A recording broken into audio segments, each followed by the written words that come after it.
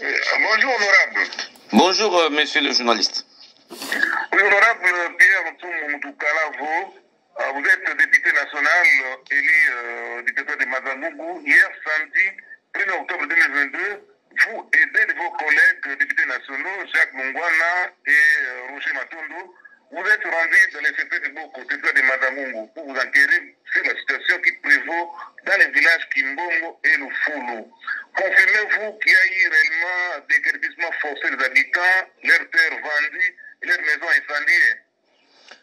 Oui, monsieur le journaliste, je confirme tout ce que vous dites, parce que comme vous dites également, nous y étions hier, mes deux collègues élus de Mbanzangoungou, Jacques Longwana, Roger Matondo et moi-même, nous y étions hier, non pas seulement que nous étions dans le village que je viens de citer, le village c'est Kimbongo, dans le groupement de Lovo, secteur de Boko, et non loin de Kisantou, de la cité Nsele, à 7 km de la route nationale numéro 1. Et donc, les événements malheureux se sont déroulés là-bas. Et je dois souligner, avant de vous donner quelques détails, que ce n'est pas la première fois. La situation des déguerpissements des villages, des ventes de terres qui aboutissent à des déguerpissements des villages tout entiers et mettant la population à la belle étoile, ce sont des situations qui deviennent récurrentes, spécialement dans les territoires de Mbanzangoungou, sous prétexte des décisions judiciaires. Donc la situation n'est pas seulement la première, c'est la énième. Parce que vous avez déjà le village Une Toile dans le secteur de Gombe Sud, où au moins je vous parle, les maisons étaient également incendiées et les habitants éparpillés en dehors du village. Vous avez également, il y a une année passée, toujours dans le secteur de Boko et à Kola village, des maisons étaient scellées et les villageois ou les habitants de ces villages-là livrés à la belle étoile. Donc, c'est des situations graves. Et en ce moment même où je dirais, je peux même insinuer, si c'est une insinuation, en ce moment même on parle des infiltrations, je vois que la situation est grave. Alors, qu'est-ce qui s'est passé effectivement là-bas, dans les détails? Et il s'agit d'une partie citante qui a vendu d'abord, certainement avant de vendre, il a intenté un procès contre une autre partie. Il s'agit des habitants des hameaux, parce qu'en fait, le village c'est Kimbongo, mais ce qu'on peut appeler hameau d'une sorte de quartier au niveau des villages, les hameaux c'est Lufulu et Kilumbu. Et donc, la partie citante aurait gagné un procès qui aboutit par une décision judiciaire de déguerpissement. Le 27 septembre passé, c'était le mardi de la semaine passée, une équipe judiciaire est descendue sur place pour, soi-disant, exécuter la décision qui a été prise au niveau du tribunal de grande instance, s'il vous plaît. Ce qui est drôle, c'est que quand la partie arrive là, elle est également accompagnée de bandits, des koulouna, s'il vous plaît, avec une quinzaine de policiers. Donc des policiers qui étaient chargés d'encadrer cette exécution judiciaire. Malheureusement, les faits qui vont se passer, c'est les déguerpissements forcés. Vous avez des témoignages, de nombreux témoignages, où les habitants qui étaient là, c'était au moment où beaucoup étaient au champ. Mais ce qu'on a trouvé là-bas au village à Kilumbu et à Lufulu, ceux-là ont été sortis de leur maison, quelle que soit la qualité des hommes, parce qu'il y a des vieillards là-bas, des malades, sortis de leur maison. Et lorsque les policiers vont commencer à sortir les biens de ces maisons, c'est en dehors de leurs occupants. Donc les occupants étaient tenus à l'écart et des policiers sont entrés pour sortir les biens de ces habitants. Vous comprenez que pourquoi vous avez fait sortir les biens des habitants, même si vous avez une décision judiciaire, en écartant leurs propriétaires. Ils ont sorti des biens et deux véhicules étaient là, sans compter des motos. Ils vont embarquer ces biens dans le bus et en même temps embarquer cette pauvre population. Et le bien et la population sont embarqués et jusqu'à se retrouver au chef-lieu des secteurs de Boko. Donc au moment où je vous parle, ces habitants sont encore à Boko. Les images, vous pouvez les consulter, sont encore à Boko depuis mardi le 27 et livrés à eux-mêmes parce qu'ils n'ont jusqu'à-là obtenu aucune assistance sociale. Vous voyez les faits que nous déplorons.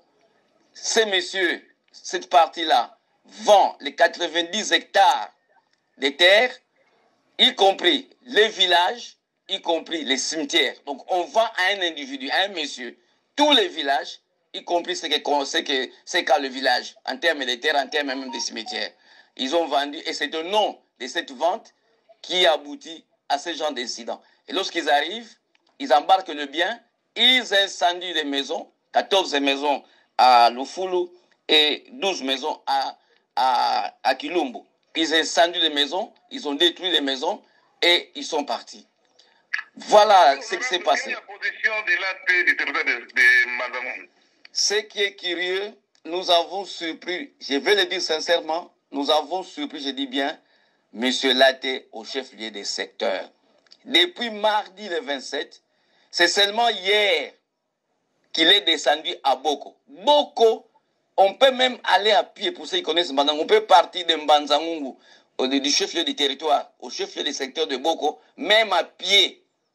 Mais il a fallu plusieurs jours pour que Laté lui-même se rende sur place. Le chef des secteurs qui est là, intérimaire, n'a jamais été à Kilumbu. Et c'est par notre faveur que les deux autorités sont arrivées à Kilumbu avec nous. Vous voyez les degrés de responsabilité de nos autorités.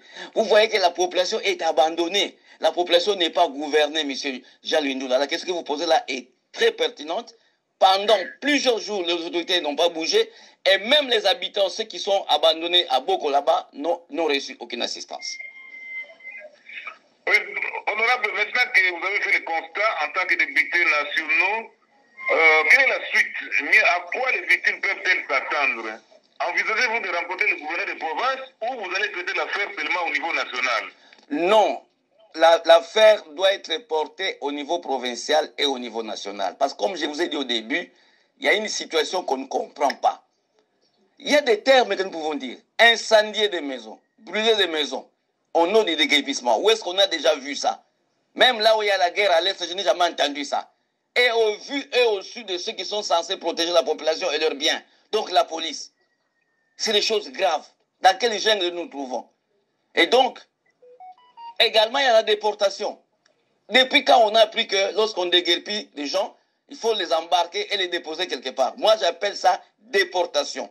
C'est des faits graves qui ne peuvent pas se justifier selon conformément à nos lois. Et donc, nous avons commencé par Mbanzangungu, nous avons fait les constats. Nous vous donnons des éléments vrais et vérifiables. Maintenant, hier déjà, nous sommes entrés en contact avec les autorités de la police en Mbanzangungu. Nous avons également été au parquet, nous avons rencontré les autorités judiciaires en Mbanzangungu. Nous avons partagé les informations. Nous remontons les informations, nous allons arriver jusqu'au niveau du gouvernement provincial et au niveau du gouvernement national. Parce que cette affaire-là, je dis, le Congo central est en danger. De mémoire d'homme, on n'a pas appris qu'on peut vendre tout un village. On vend le village pour un individu qui, je ne sais pas, dont on ne connaît même pas l'identité. Ce n'est pas quel genre de personnes viennent acheter des villages entiers au Congo central. C'est une occupation qui ne dit pas son nom, M. Jean-Louis Ndoula. L'occupation de l'Est, on peut aussi en parler maintenant au Congo central. Mais qui occupe ces villages? Qui achète ces villages? Quelles sont leurs identités? Au moment des infiltrations, je crois que cette affaire-là dépasse largement les territoires de Mbanzangungu ou les secteurs de Boko. Ça dépasse la province. Nous devons en parler au niveau national. Nous devons mettre la question sur la place publique, M. Jalimoula, parce que sinon notre province va disparaître. Surtout les territoires proches de Kinshasa, Kassangulu, Madimba, Mbanzangungu. Il y a déjà des vidéos. Comment quelqu'un peut aller gagner un procès pour soi-disant la terre de ses ancêtres et vendre aussitôt cette terre-là, vendre les villages et les cimetières? Qu'est-ce qu'il y a derrière, M. Jean? L'affaire va se poursuivre. Nous avons constaté, nous avons des éléments et nous irons jusqu'au bout au nom du mandat qui nous avait été confié par le peuple. Oui, honorable, pourquoi les habitants de ce village ont-ils attendu que la situation s'empire, c'est-à-dire qu'il y ait ces exactions, avant de porter l'affaire à votre connaissance? Ils pouvaient le faire pendant que les transactions se faisaient, pendant qu'on vendait les terres. Monsieur Jean-Louis Ndoula, je vous assure que, je vous ai dit que ces cas-là sont récurrents. Si vous allez au tribunal de Mbanzangungu, en tant que journaliste, vous allez vous... C'est plein de dossiers de conflits fonciers. Je vous ai dit que c'est récurrent, c'est plein de dossiers de conflits récents. Il y a des conflits qui datent de 10 ans, des conflits interminables, des conflits de terre, où vous voyez visiblement que le tribunal de grande instance n'a pas d'atout pour trouver des décisions. Et les paysans sont souvent invités en Mbanzangungu au parquet, faire des tours et déposer de grosses sommes d'argent. C'est connu. des procès interminables qui nourrissent ceux qui les entretiennent.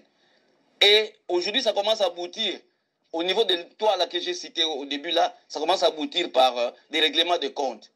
Les populations commencent à se prendre en charge, évidemment, en utilisant les koulouna. Les koulouna sont dans les villages. Aujourd'hui, les koulouna sont devenus des armes que certains paysans vont chercher à Kouloungongo, à Mbanzangungu, à Kisantu, pour venir exécuter des sales besognes. Donc, les problèmes sont partout et les gens là, certainement, n'ont pas attendu parce que c'était un procès. Et vous n'êtes pas, nous sommes pas obligés de connaître tous les procès qui se déroulent dans le territoire de Mbanzangungu. C'est fastidieux. Ça sont déjà des conséquences que nous commençons à vivre, de procès qui sont mal, dirigés au niveau des parquets de Mbanzangungu et qui aboutissent à ce genre de conflits. Donc il y a des autorités judiciaires à interpeller, il y a des autorités politiques administratives à interpeller. Il y a cette révision, je pense, de toutes les terres qu'on a vendues et qu'on sache qui les a achetées et à quelles conditions. Honorable Pierre Tsumoudukaravo, merci beaucoup de vous être prêté au micro de la One FM Matadi. C'est moi qui vous remercie.